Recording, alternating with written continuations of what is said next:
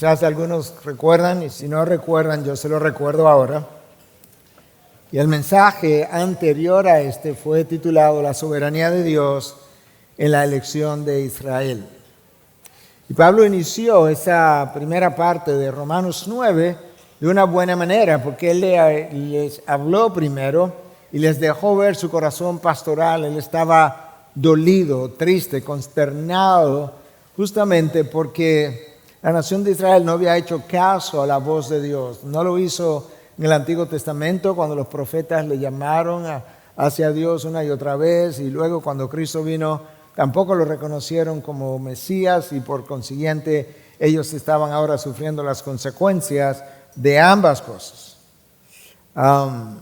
Yo mencioné en esa ocasión que fue bueno que Pablo comenzara hablándole de su amor por ellos, hasta el punto que él dice: yo desearía incluso ser maldición o anatema si fuera posible, con tal de que ellos fueran ser salvos, porque luego él pasa a describir una parte de la historia de Israel y de la elección de Dios que es difícil de digerir para el ser humano, porque en esencia en Romanos 9 nosotros comenzamos a ver que Dios claramente dijo: mira, la promesa ha sido dado al hijo de la promesa, y ese no es Ismael, el hijo de Agar con Abraham, sino Isaac, el hijo de Abraham, pero con su esposa Sara. Esa es la primera parte de esa elección de Dios. No Ismael, sino Isaac. Pero Isaac entonces se casa con Rebeca y tienen 2 hijos, y los hermanos no solamente son hermanos, son mellizos. Y uno es Jacob y otro es Esaú. Y de repente en el texto de Romanos 9, versículo 13, nosotros leemos que la elección no se hizo sobre Esaú, sino sobre Jacob. De hecho, versículo 13 dice: a Jacob amé y a Esaú aborrecí. Yo no voy a emplear tiempo ahora para explicar la diferencia entre amar a Jacob y aborrecer a Esaú. Tú puedes escuchar el mensaje anterior si lo necesita para entenderlo mejor. Ahora, mientras el mensaje anterior fue titulado La soberanía de Dios en la elección de Israel, este mensaje es titulado La misericordia de Dios en la elección de los suyos. Y nosotros vamos a estar leyendo desde el versículo 14 al 29, pero antes déjame explicarte lo que Pablo está haciendo en este texto. Una vez más, Pablo usa una diatriba, y una diatriba es una figura del habla, una forma de comunicación donde tú anticipas a gente que va a estar cuestionando algunas cosas, ya sea acerca de ti o acerca, en este caso, acerca de Dios. Tú imaginas una audiencia que pudiera ser esta. Imagino que en esta audiencia podrían haber algunas personas que pudieran objetar algunas de las cosas que yo enseño acerca de Dios o de su palabra, y anticipando las preguntas, yo hago las preguntas desde aquí y las respondo o doy una respuesta a esas interrogantes. Pablo hace exactamente lo mismo. Ya hemos visto esto en capítulos anteriores, esa forma de hablar o de comunicar verdades. En este caso tienes que recordar que el versículo 13, que fue donde lo dejamos la semana pasada, ahí Pablo dice que Dios a Jacob amó y a Esaú aborreció. Versículo 14 ahora, que es donde lo tomamos hoy. ¿Qué diremos entonces? Ante esa realidad, ¿qué diremos? ¿Que hay injusticia en Dios? De ningún modo. Porque él dice a Moisés: tendré misericordia del que yo tenga misericordia, y tendré compasión del que yo tenga compasión. Así que no depende del que quiere ni del que corre, sino de Dios que tiene misericordia. Misericordia es lo que Pablo está enfatizando aquí. Porque la Escritura dice a Faraón: para esto mismo te he levantado, para demostrar mi poder en ti y para que mi nombre sea proclamado por toda la tierra. Así que Dios tiene, ahí viene la palabra, misericordia del que quiere, y al que quiere endurece. Me dirás entonces: ¿por qué pues todavía reprocha a Dios? Porque ¿quién resiste a su voluntad? Pablo responde: al contrario. ¿Quién eres tú, oh hombre, que le contestas a Dios? ¿Dirá acaso el objeto modelado al que lo modela: ¿por qué me hiciste así? ¿O no tiene el alfarero derecho sobre el barro de hacer de la misma masa un vaso para uso honoroso o honorable y otro para uso ordinario? ¿Y qué? Si Dios, aunque dispuesto a demostrar su ira y a hacer notorio su poder, soportó con mucha paciencia a los vasos de ira preparados para la destrucción, lo hizo para dar a conocer las riquezas de su gloria sobre los vasos de misericordia que de antemano Él preparó para gloria. Es decir, nosotros, a quienes también llamó, no solo de entre los judíos, sino también de entre los gentiles. Como también dice en Oseas, a los que no eran mi pueblo, llamaré pueblo mío. Y a la que no era amada, amada mía. Y sucederá que en el lugar donde se les dijo, ustedes no son mi pueblo, allí serán llamados hijos del Dios viviente. Así también, o Isaías también, exclama en cuanto a Israel, aunque el número de los hijos de Israel sea como la arena del mar, solo el remanente será salvo, porque el Señor ejecutará su palabra sobre la tierra cabalmente y con brevedad. Y como Isaías predijo, si el Señor de los ejércitos no nos hubiera dejado descendencia, hubiéramos llegado a ser como Sodoma y hecho semejante a Gomorra. ¡Wow! Pablo primero presenta la soberanía de Dios en la elección y sabiendo que eso iba a chocar a muchos, comienza ahora diciendo, ¿y entonces qué diremos?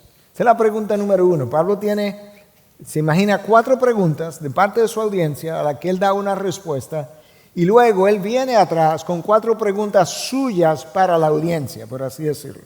Entonces la primera pregunta es, ¿qué diremos entonces? Y la segunda, inmediatamente después, ¿es Dios injusto? ¿Hay injusticia en Dios? La respuesta, de ningún modo. Es como, ¿cómo se te ocurre?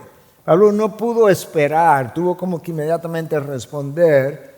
Y la implicación de ningún modo es que es imposible para el Dios infinitamente santo, justo, misericordioso y lleno de gracia, poder actuar en alguna ocasión injustamente. Recuerda, justo es lo que Dios hace y cuando a mí no me parece, tú te ajustas a lo que Él ha revelado. Cuando tú sigues leyendo lo que Pablo tiene que decir, tú te percatas que lo que Pablo está tratando de comunicarles a ellos y a nosotros es, número 1, que la criatura no tiene el derecho de cuestionar al Creador, en lo más mínimo. Es imposible. Número 2, que la criatura no conoce la gracia, la paciencia, la misericordia, el amor, la santidad de nuestro Dios y su benevolencia, y por eso Él juzga al Creador, pero lo juzga como Él es.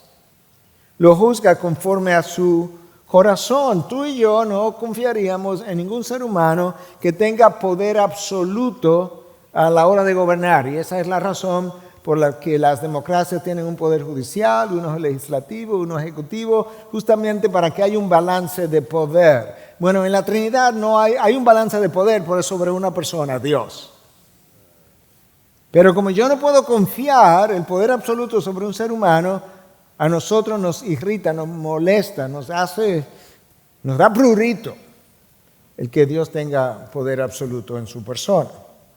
Entonces Pablo lo que hace, recuerda que él lo que se está dirigiendo a una audiencia predominantemente judía, entonces él dice, ok, ustedes conocen la historia, déjenme ir a la historia judía en el Antiguo Testamento para poderles responder a esta gente.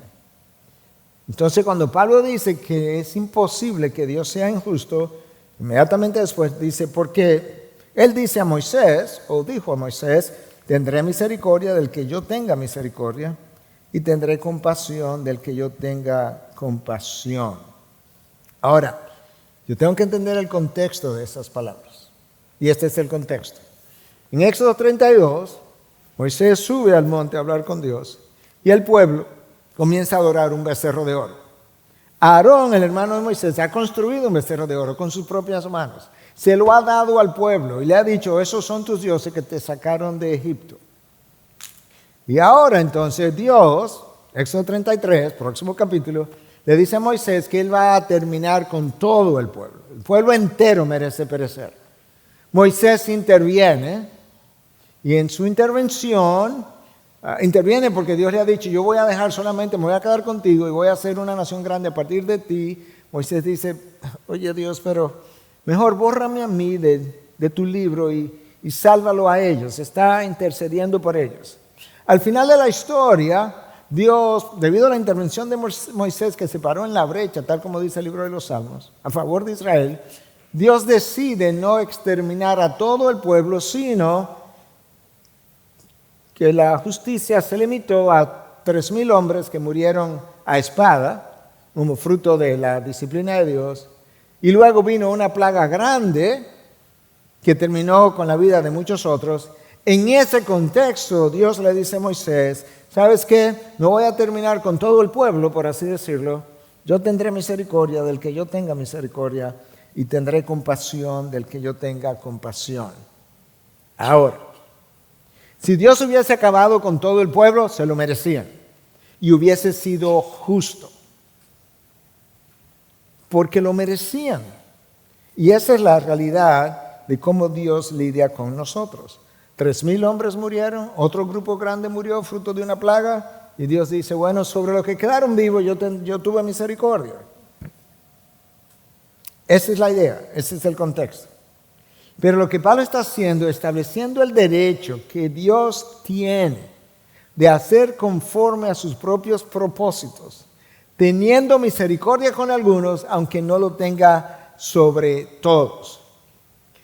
Si nosotros nos viéramos a nosotros mismos por lo que realmente somos, debiéramos regocijarnos en el hecho de que Dios tiene misericordia con algunos de nosotros y no aplica su justicia a todos nosotros. Porque todos nosotros somos merecedores de esa justicia. Hermanos, el problema está en que nosotros creemos que Dios nos debe misericordia.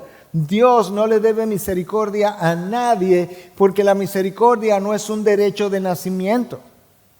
No es un derecho con el que yo nazco, pero tampoco es un derecho adquirido. Está la realidad que no solamente con Dios ocurre así. Cuando un rey, cuando un presidente, acabamos de verlo con la administración de Biden recientemente, que lamentablemente perdonó a diestra y siniestra a 4,000 y tantas personas, nunca visto antes en la historia, y no voy a entrar en los detalles, pero desde la antigüedad los gobernantes han tenido el derecho de perdonar personas. Cuando un presidente o un rey o un emperador hacía tal cosa, estaba expresando misericordia, pero él estaba condenado, él no le debía misericordia. Si eso es verdad de nosotros, mucho menos debiéramos pensar que Dios nos debe misericordia, ni a ti ni a mí. Inmediatamente después que Pablo dice que Dios tiene misericordia de quien Él decida tener misericordia, en el versículo 16 Él dice, así que no depende del que quiere ni del que corre, sino de Dios que tiene misericordia. ¿Cómo que no depende del que quiere? O sea que si yo quiero entrar al reino de los cielos y Dios decide no tener misericordia de mí, yo no entro. No, eso no es el problema. El problema es que nadie quiere entrar. Ya lo hemos dicho, lo hemos visto varias veces a lo largo de esta serie. Romanos 3, 10 y 11. Nadie busca de Dios. Pero seguimos pensando que como estoy dentro de la familia de Dios, quizás entonces yo andaba buscando de Dios. No, Dios salió a buscarte. Se presentó a tu vida y te encontró. Recuerda que tú no encontraste a Dios porque Dios no estaba perdido, era tú el que estaba perdido. Y Él fue el que te salió a buscar y Él fue el que te encontró. Entonces, claro que no depende del que quiere porque nadie quiere. Entonces, ¿de qué depende? De Dios que tiene misericordia sobre algunos por razones que nosotros todavía no entendemos. Hermanos, recuerda que ni Lucifer, cuando fue creado para habitar en la presencia de Dios, ni Adán ni Eva, que fueron creados para habitar en el jardín, pero con Dios, ninguno de los tres quiso permanecer bajo el señorío de Dios. No, los tres quisieron su independencia y su autonomía e hicieron las cosas a su manera. Y si la verdad es conocida, tú y yo haríamos lo mismo, a no ser por la misericordia de Dios. Déjame ilustrarte. Cada vez que tú o yo pecamos, en la forma que sea, sabiendo que esta Biblia lo prohíbe. Eso es otra forma más de decirle a Dios, tú no gobiernas mi vida. Yo decido lo que yo quiero, lo que merezco, lo que me gusta, lo que me conviene, y tú no me mandas. No, yo sé que no lo pensamos así, pero si tú sabes lo que la Biblia prohíbe y sabiéndolo transgrede esa línea, eso es exactamente lo que acabas de decirle a Dios. Yo hago mis reglas y yo juego mi vida o juego a la vida por mis reglas. A lo que Dios pudiera responder, muy bien, pero si te condeno, no me juzgues. Porque lo que ocurre es que con frecuencia nosotros quisiéramos jugar a la vida por nuestras propias reglas y cuando violentamos entonces algún límite, quisiéramos decirle a Dios también hasta dónde pueden llegar mis consecuencias. Yo quisiera elegir mi camino y también elegir mis consecuencias. Y algunos de ustedes como padres han experimentado eso porque ustedes le han anunciado a alguno de sus hijos una consecuencia X y el hijo le ha dicho, porque yo lo sé porque yo mismo le he oído, no, pero mejor no me ponga eso, ponme esta otra consecuencia. ¿No le ha pasado? ¿No lo han oído? Pues así mismo el hombre quiere hacerle a Dios, porque yo mismo he oído en consejería, no pastor, porque es verdad, pero no fue para tanto, no fue tan grave lo que yo hice para que Dios me... Claro, tú no tienes la menor idea, ni yo tampoco, de la gravedad de tu pecado ni del mío. Tú no le puedes preguntar al pez si es verdad que el agua moja. Él nació en el agua. Tiene que preguntarle a alguien que vive en lo seco, que cuando le cae agua se moja para saber cuánto moja el agua. Nosotros nacimos en pecado, vivimos en pecado, crecemos en pecado, hacemos pecado, pensamos pecado. Y por tanto el pecado es natural. Esto es lo increíble del ser humano. El pecado no le ofende.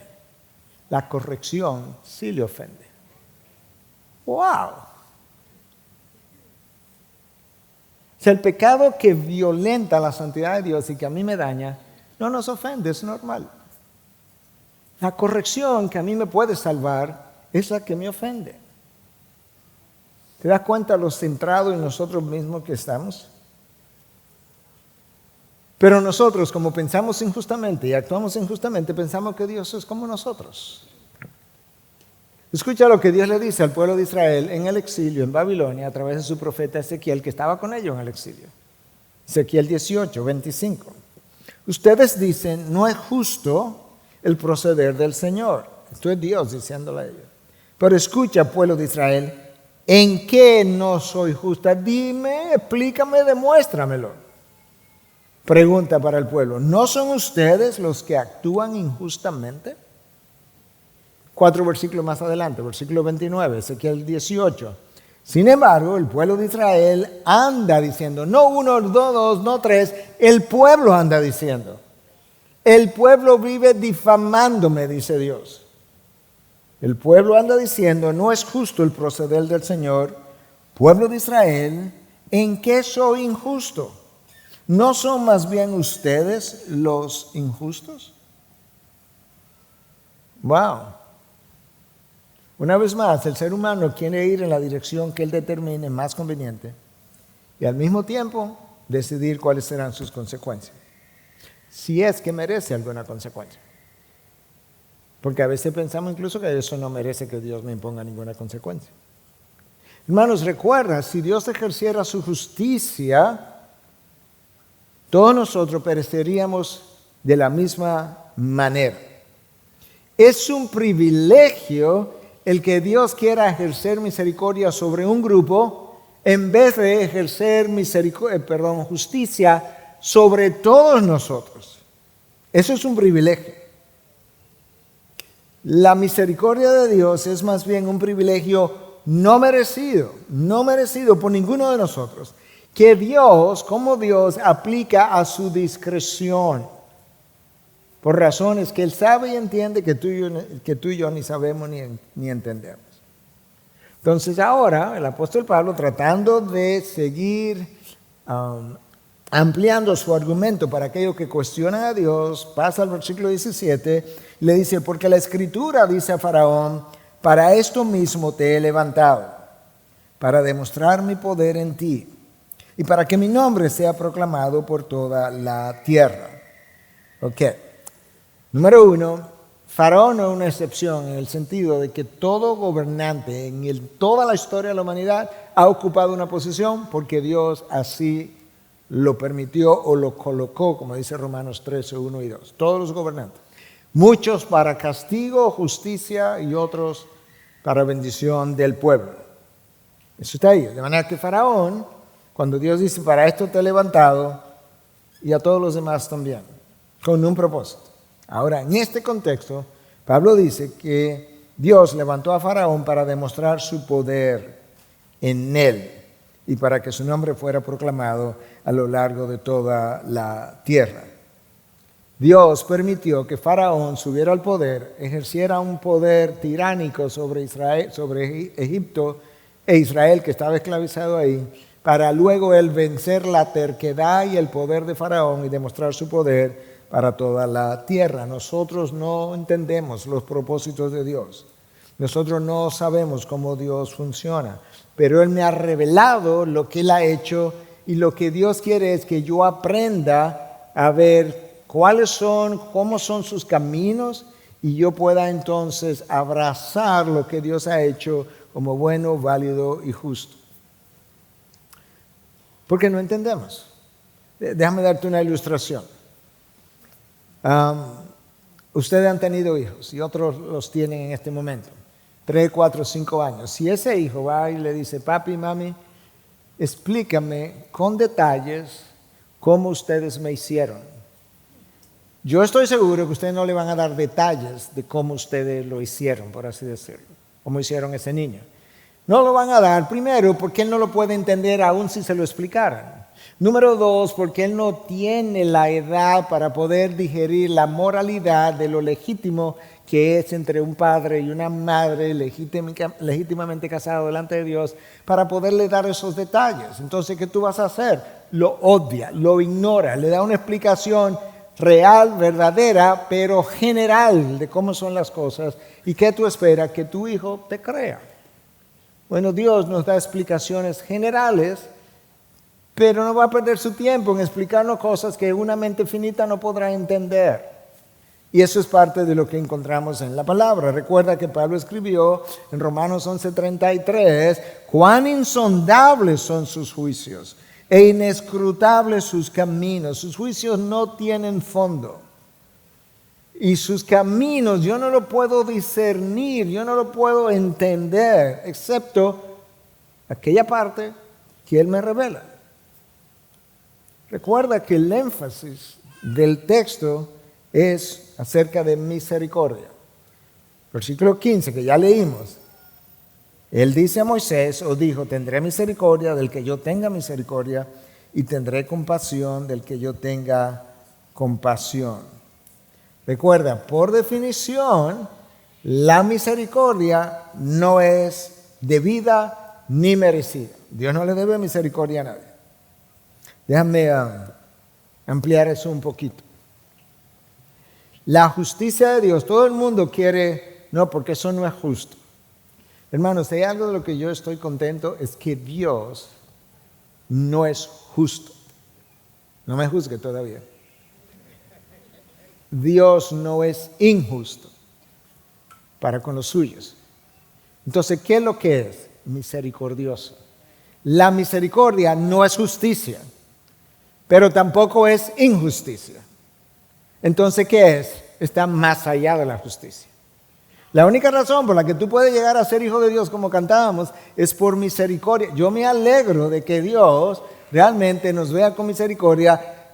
No se te atrevas a decirle a Dios, hazme justicia, porque va a quedar muy mal parado o no va a quedar nada de ti. Créeme. De manera que es un privilegio que Dios se haya dignado de aplicar misericordia a algunos de nosotros.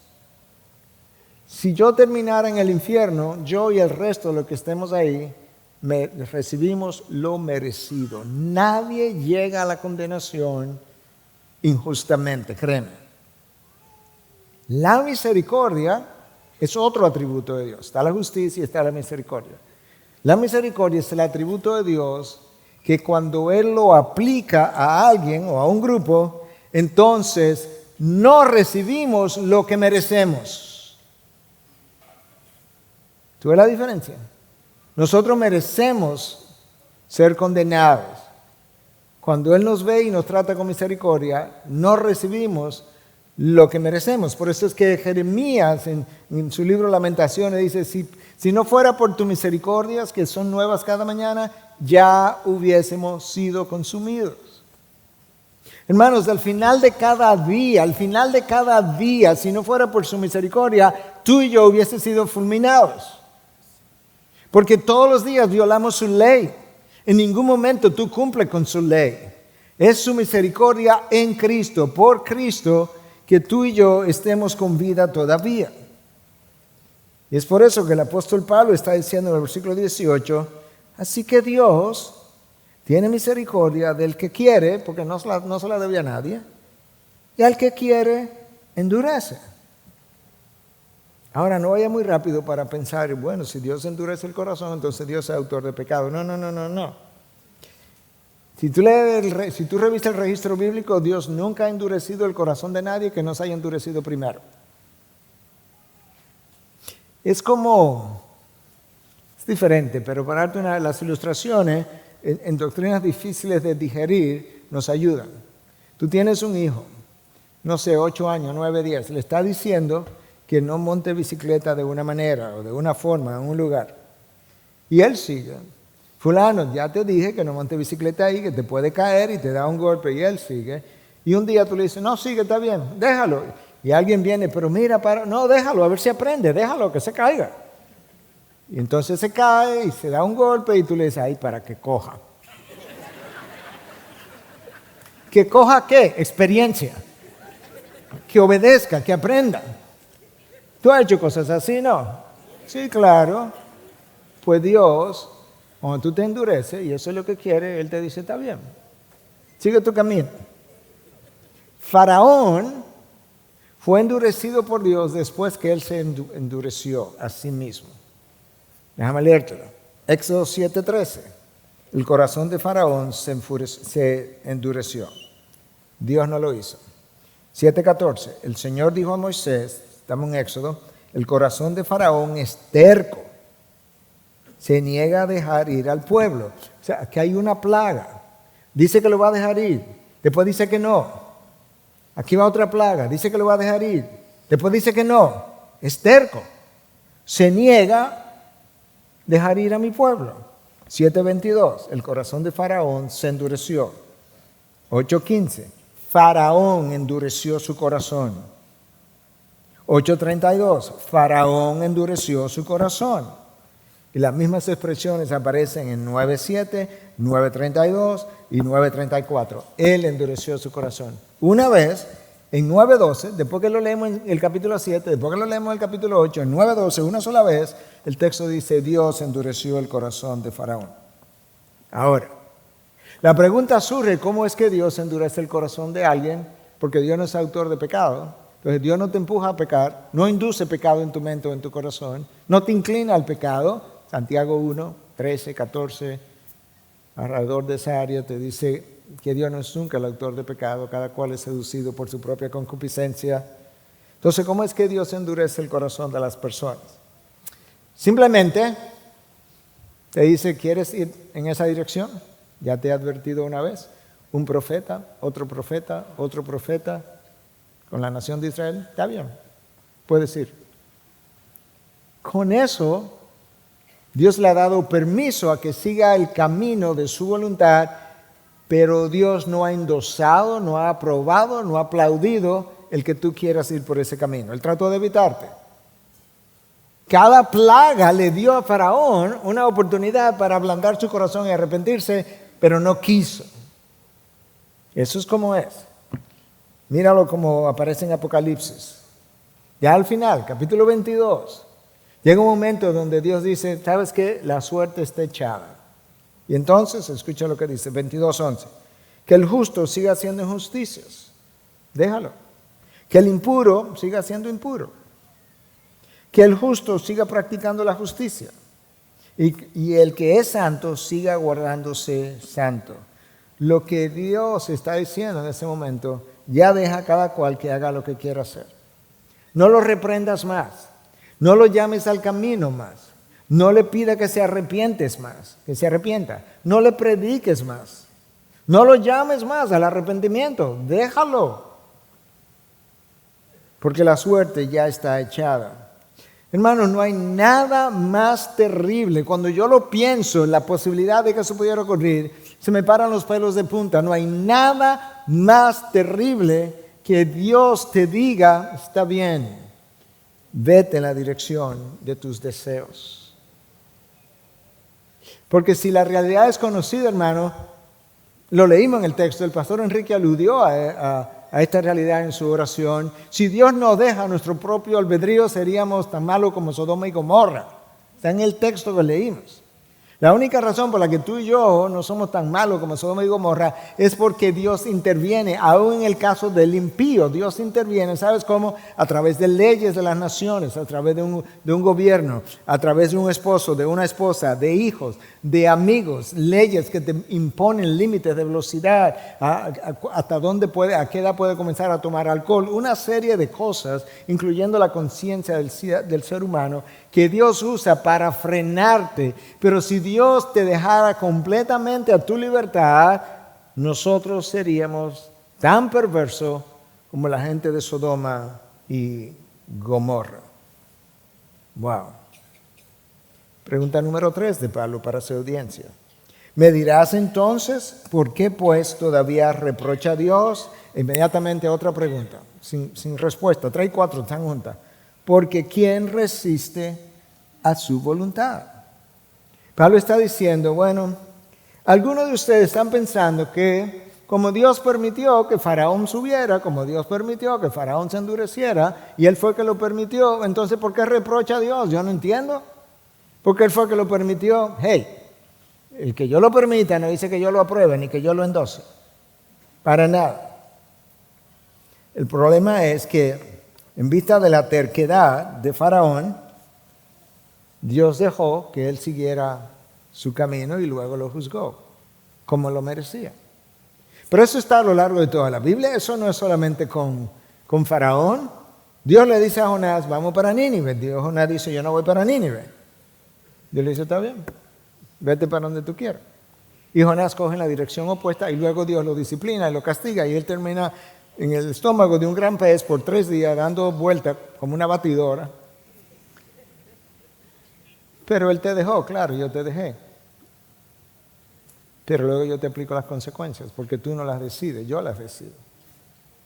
Y lo mismo con Nabucodonosor. Nabucodonosor, Dios lo subió al poder, claro, porque Romanos 13 dice que todas las autoridades que están ahí porque Dios las ha colocado. Y luego Nabucodonosor comenzó a vanagloriarse y Dios lo dejó hasta que él chocó con la soberanía de Dios y Dios le dice, ¿sabes qué? A Nabucodonosor, de ahora en adelante tú vas a comer hierba con las bestias del campo por 7 años hasta que tú reconozcas que el Altísimo domina sobre el reino de los hombres y se lo da a quien él le place. ¿Ok? 7 años. Y 7 años pues él levantó los ojos al cielo y reconoció que el Altísimo gobierna sobre el reino de los hombres. Entonces Pablo no le da respuesta a la pregunta 3 y 4. La 3 era, ¿por qué pues todavía reprocha a Dios? Esa es la 3. La 4, porque ¿quién resiste a su voluntad? Lo que Pablo hace es como que Pablo, él conoce el Antiguo Testamento. Él sabe lo que Dios le hizo a Job. Él le hace a su audiencia lo mismo que le hizo a Job. Ignoró sus preguntas. Y entonces Dios, después que Job tenía todas estas preguntas, no le contesta ni una sola y le hace a Job 61 preguntas, una detrás de la otra. Lo que Dios estaba tratando de que Job entendiera es lo poco que él conocía a Dios. lo poco que lo conocía, lo limitado que era su entendimiento para juzgar sus propósitos y sus caminos, la irreverencia que representa de parte de la criatura caída, pecaminosa, esclavizada al pecado, de atreverse a cuestionar al Dios del cielo y la tierra. Entonces, cuando Dios se le aparece a Job, no le responde una sola pregunta, y del capítulo 38 al 40 le hace 61 preguntas y comienza con esta sola. ¿Quién es este que oscurece el consejo con palabras sin conocimiento? ¿Cómo diríamos eso en dominicano? ¿Quién es este que habla basura, vacuencia, disparate? Y Job no recibió ni una sola respuesta. ¿Sabe lo que hace en el 42:6 al final? Por eso me retracto y me arrepiento en polvo y ceniza. Eso es lo que Pablo está haciendo. Pablo aprendió de Dios. Cristo lo hizo también. ¿Con qué autoridad tú haces estos milagros? Dice, bueno, ¿y con qué? Dime una cosa, ¿Juan el Bautista vino de parte de Dios o de parte de quién fue que vino? Bueno, hablaron entre ellos. Bueno, no sabemos, bueno, pero yo tampoco le voy a responder la pregunta. Pablo está haciendo lo mismo con la pregunta 3 y 4. Esto es lo que Pablo hace. Tú ves que Cristo le hicieron una pregunta, ¿con qué autoridad tú haces estos milagros? ¿O tú enseñas o perdonas pecados? Y le responde con una pregunta. Bueno, ahora Pablo escuchó, creó en su mente 4 preguntas que la audiencia probablemente le estaría haciendo a él, pero ahora él crea 4 preguntas para su audiencia. ¿Ok? Pregunta número 5, pero estas son de Pablo ahora para la audiencia. Al contrario, ¿quién eres tú? Pregunta número 5. Oh, hombre que le contesta a Dios. Pablo está tratando de derrumbar la actitud orgullosa y rebelde en la criatura. Bien dice Leon Morris, uno de los académicos del Nuevo Testamento, en su comentario, escucha, el pecador está fuera de su liga cuando trata de cuestionar a Dios. Yo no sé si tú has oído esa expresión entre nosotros. En inglés es más o menos común, pero yo sé que la he usado yo mismo entre nosotros. Tú dices, no, yo no juego en esa liga. O sea, ahí yo no llego. Esa sería la expresión dominicana. Y Morris está diciendo, el pecador, él no juega en la liga donde Dios juega, por así decirlo. Él está fuera de su liga. Y agrega entonces, el pecador ignora el hecho de que el Creador constantemente hace cosas que la criatura no entiende ni puede entender. Ni entiende ni lo puede entender. Y eso es lo que Pablo está tratando de ayudarle a entender. ¿Quién eres tú, hombre, que le contestas a Dios? Pregunta número 6 ahora. ¿Dirá acaso el objeto modelado al que lo modela, ¿por qué me hiciste así? Pregunta número 7, una detrás de la otra. ¿O no tiene el alfarero derecho sobre el barro de hacer de la misma masa un vaso para uso honorable y otro para uso ordinario? La metáfora del uso del alfarero con la arcilla aparece en varios pasajes del Antiguo Testamento. Aparece en Isaías 29, 15 al 16, Isaías 45, de 8 al 10, y aparece de manera particular en Jeremías 18, del 1 al 6. En ese texto, Dios instruyó a Jeremías y le dice, mira, baja a la ciudad, a la casa del alfarero. Y entonces él llega ahí y encuentra que el alfarero había hecho una arcilla y después de hacerla, él mismo con sus manos la destruye y comienza a hacer otra de otra forma. Y Dios le dice a Jeremías, así mismo yo voy a hacer con la casa de Israel. Es una figura del habla para comunicar algo. Y Pablo está usando esa figura ahora, está diciendo, pero dime una cosa. El objeto hecho de barro tiene derecho de decirle al alfarero, ¿y por qué tú me hiciste así? Lo impresionante es, bueno, y alguien puede argumentar, para luego hablarte de seguir hacia donde iba, alguien puede argumentar, bueno, pero que nosotros somos personas de carne y hueso y no somos barro.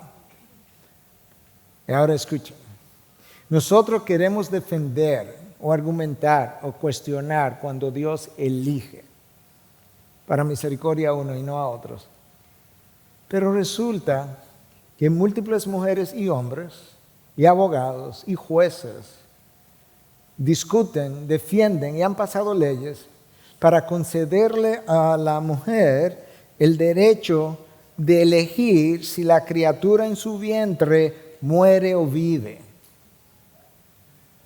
Entonces queremos darle al ser humano el derecho de matar una vida para yo seguir la mía, pero el creador que creó la criatura no tiene el derecho de poder hacer misericordia sobre uno y no sobre el otro. Totalmente irracional.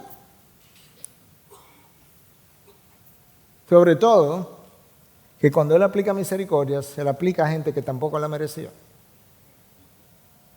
O, hoy en día, padres quieren tener el derecho de ir a fertilización in vitro y tener la potestad de elegir el sexo del niño que ellos quieren, de manera que estos tres embriones masculinos, destrúyelo, porque yo lo que quiero es una hija, yo quiero que me implanten estos femeninos. Ellos quieren tener ese derecho sobre la vida ajena, pero Dios el Creador no tiene el derecho de elegir uno sobre otro. ¿Te das cuenta de, cuál es la palabra? De lo rebelde y presuntuoso y narcisista que el ser humano es, que cree que tiene derechos que Dios no tiene. Pregunta número 8. ¿Y qué? Si Dios, aunque dispuesto a demostrar su ira y hacer notorio su poder, soportó con mucha paciencia a los vasos de ira preparados para destrucción.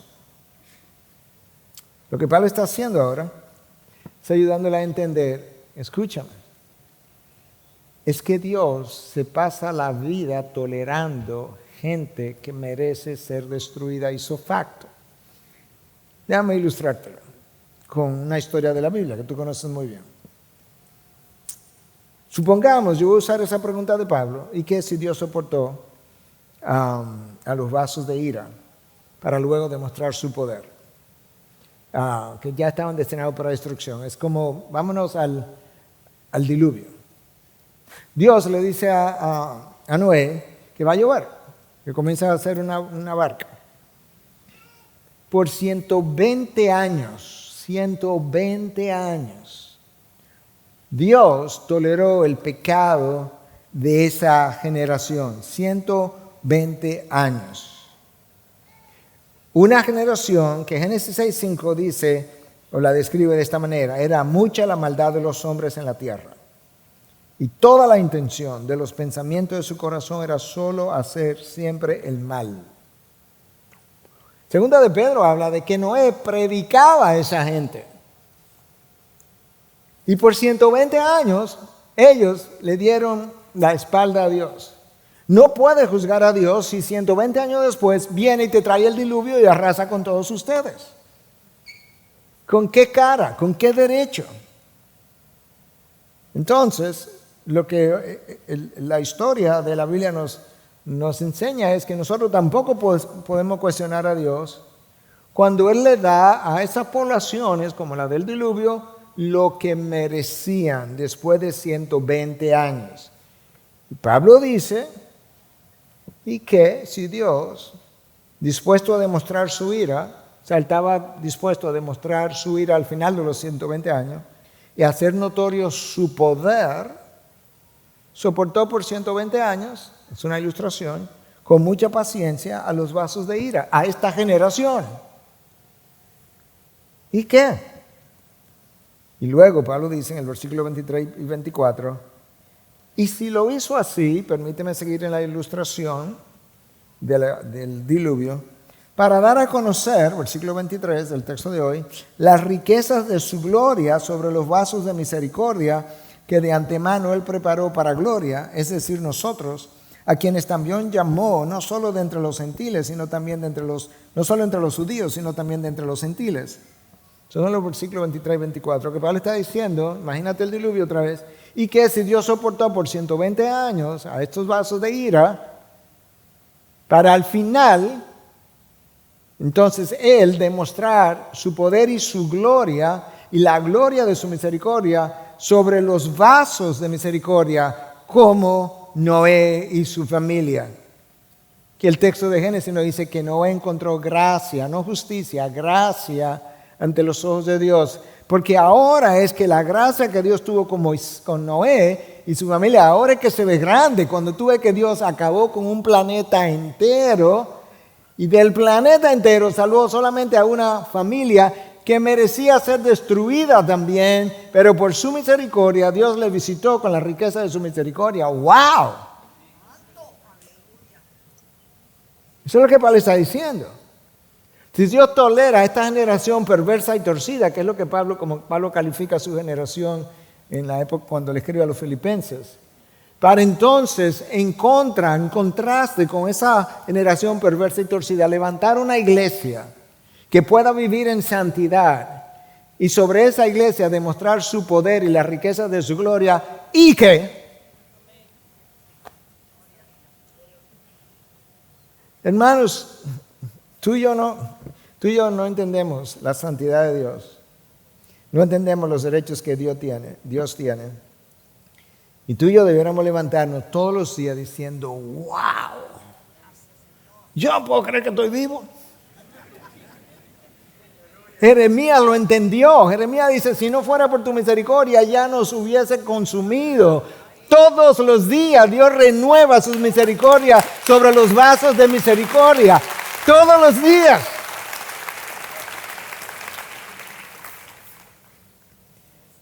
Pablo dice en el versículo 24 que esos vasos de misericordia tienen que ver con no solamente de nosotros, a quien llamó, entre nosotros los judíos, versículo 24, sino también entre los gentiles. En otras palabras, Dios no ha acabado con Israel todavía. Dios tiene un plan y a eso es que él alude ahora en los versículos 25 y 26. Escucha, como también dice en Oseas, a los que no eran mi pueblo, llamaré pueblo mío. Y a la que no era amada, amada mía.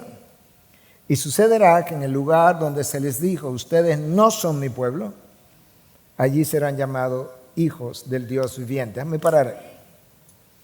Porque eso tiene un contexto. Si tú vas a profeta Oseas, por eso es una cita de Oseas. Porque el texto lo dice, como también dicen Oseas. Entonces tú vas a Oseas y busca eso. Oseas se casó con una mujer adúltera, con la intención expresa de demostrar lo que Israel era con Dios. Y con la intención expresa de demostrar lo recalcitrante o lo reluctant, lo mucho que Israel se opuso a Dios mientras permanecía en sus adulterios con dioses paganos. Y le dice a Oseas, ve y cásate. Pero resulta que él se casa con esta mujer, Gomer, y tienen un hijo. Y Dios le dice a Oseas, le va a poner por nombre Lo-Amí, que significa no son mi pueblo. ¿A quién se lo estaba diciendo? Bueno, si tú lees el contexto de Oseas, se lo estaba diciendo a las 10 tribus del norte de Israel, que se habían desviado. Y tú puedes leer en los profetas que Dios le dio carta de divorcio a Israel en un momento dado, a las 10 tribus de Israel. Es como que los deseché. Pero Pablo dice aquí ahora que Dios también dijo, y sucederá que en el lugar donde se le dijo, ustedes no son mi pueblo, allí serán llamados hijos del Dios viviente. O sea, hay un grupo que Dios todavía va a rescatar de ese grupo de tribus. ¿Quiénes son? Isaías 27 y 28 y 29. Bueno, versículo 27, 28 y 29. Comenzó a leer. Isaías también exclama en cuanto a Israel, aunque el número de los hijos de Israel sea como la arena del mar, solo el remanente será salvo. Solo la elección de Dios será salva, aún de esas 10 tribus. Porque el Señor ejecutará su palabra sobre la tierra cabalmente y con brevedad. Y como Isaías predijo, si el Señor de los ejércitos no nos hubiera dejado descendencia, hubiésemos llegado a ser como Sodoma y hechos semejantes a Gomorra. ¡Wow! Hermanos, tú y yo no entendemos. Ni entendemos la santidad de Dios en su grado extremo, cuyos ojos son tan puros que no toleran ver el pecado. que abandonó a su Hijo en la cruz cuando cargó con mis pecados y le dejó sentir a su Hijo el abandono de Dios cuando Él clamó, Dios mío, ¿por qué me has abandonado? Porque yo soy santo y tú estás cargando con el pecado de la humanidad, por eso te abandono.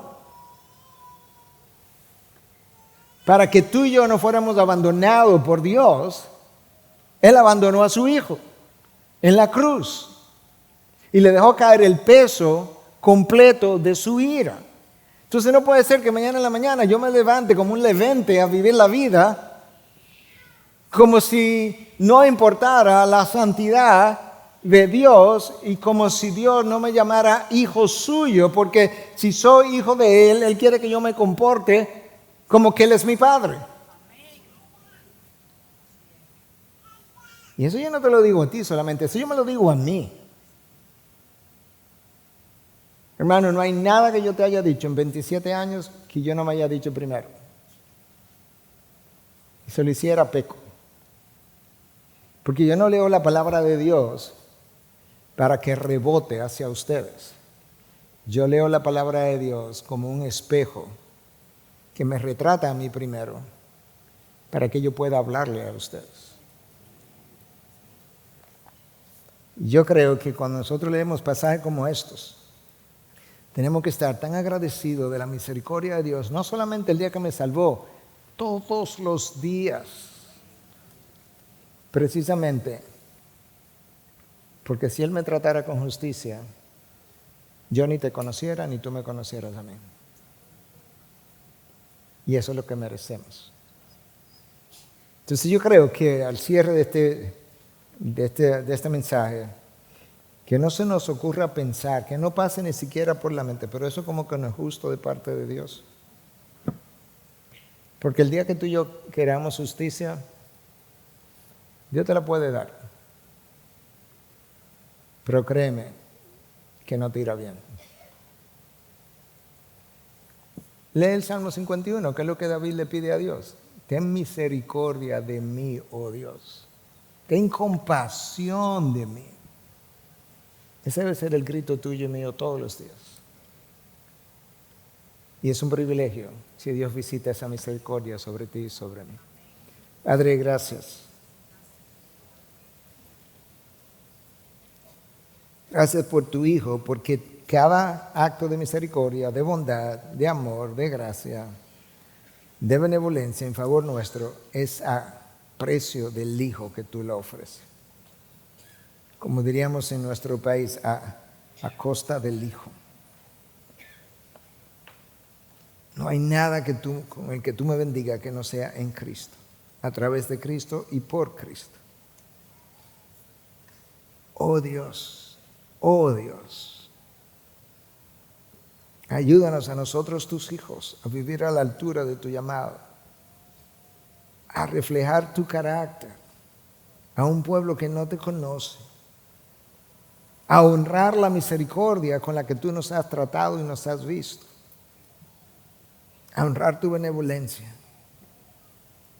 Y ayúdanos de esa misma manera a ser vasos de misericordia para con otros.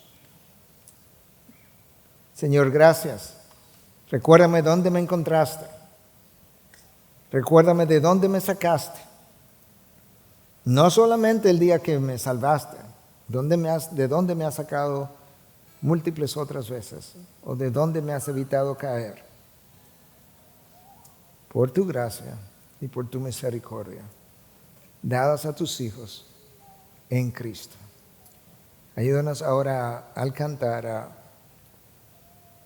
saborear de una manera más dulce tu brazo de misericordia para con nosotros.